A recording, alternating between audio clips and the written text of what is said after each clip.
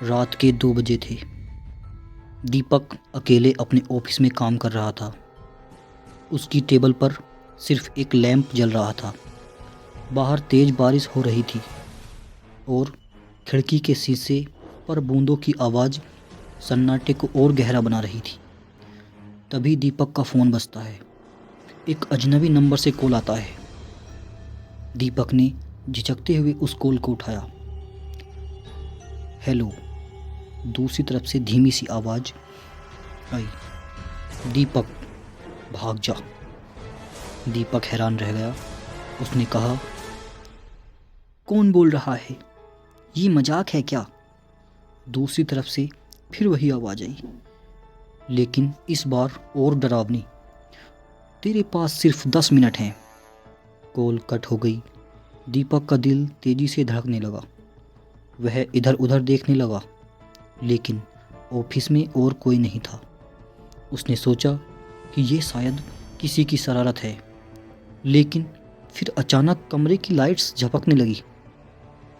दीवार पर लगी घड़ी ने 2:10 का समय दिखाया। दीपक का ध्यान घड़ी पर गया और उसने याद किया कि कॉल में 10 मिनट कहा गया था। अब उसे डर महसूस होने लगा। तभी टेबल पर रखा उसका लैंप अचानक बुझ गया और पूरा कमरा अंधेरे में डूब गया। दीपक ने फ़ोन की फ्लैश लाइट ऑन की और दरवाजे की तरफ बढ़ा। जैसे ही उसने दरवाज़ा खोलने की कोशिश की, दरवाज़ा अंदर से लॉक हो चुका था। पसीने से भीगा दीपक अब पूरी तरह डर चुका था।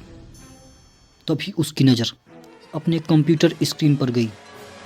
स्क्रीन पर अपने आप ऑन हो गई थी।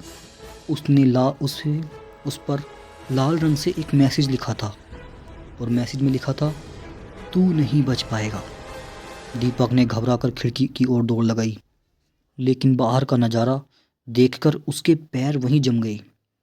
खिड़की के शीशे के दूसरी तरफ कोई खड़ा था, एक काली परछाई जो बस उसे घूर रही थी।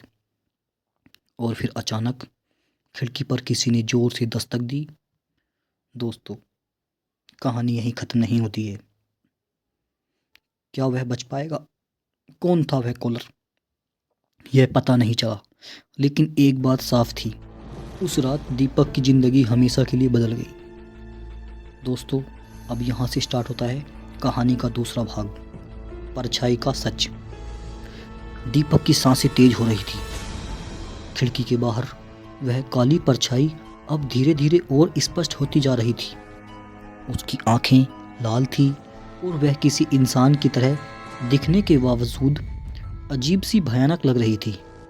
दीपक ने हिम्मत जुटाकर खिड़की के पास पड़ा एक लोहे का रोड उठा लिया। अचानक से खिड़की का शीशा अपने आप चटकने लगा। दीपक ने डरते हुए पीछे हटने की कोशिश की।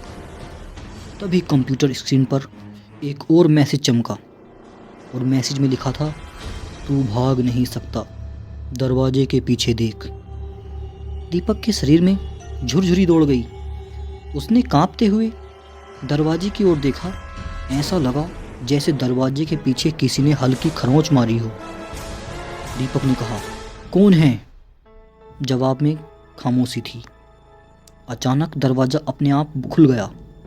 बाहर कोई भी नहीं था, बस अंधेरा और एक ठंडी हवा का झोंका अंदर आया। दीपक ने जल्दी से बाहर कदम रखा और सीढ़ियों की ओर भागा। ऑफिस की इमारत रात में वीरान थी। हर कदम पर ऐसा लगता था जैसे कोई उसका पीछा कर रहा हो।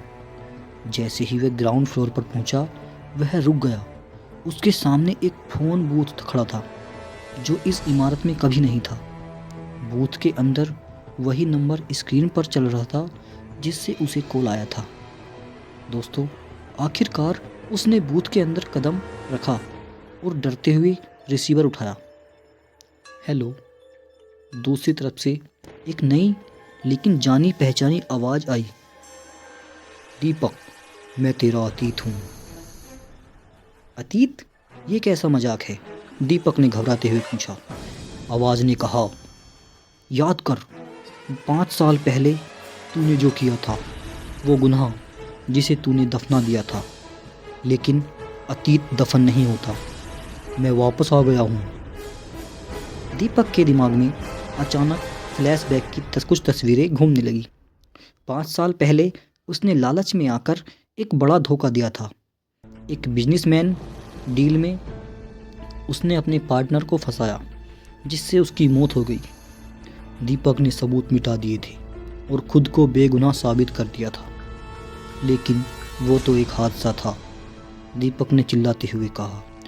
दूसरी तरफ से गूंजती हुई हंसी आई। हा हा हा, झूठ बोलने की क्या जरूरत नहीं है, तेरी सजा तय है।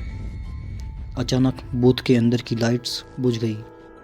दीपक ने इधर उधर देखने की कोशिश की, लेकिन अंधेरा घना हो गया। तभी उसे अपने पीछे किसी की सांसें महसूस हुईं। उसने मुड़कर देखा तो वह काली परछाई उसके सामने खड़ी थी। परछाई ने कहा, तेरी घड़ी खत्म हो चुकी है।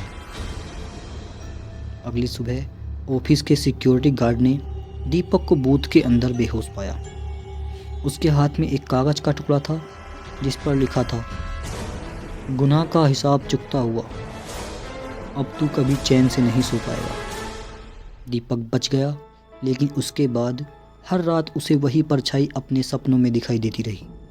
सज़ा खत्म नहीं हुई थी, बस शुरुआत हुई थी।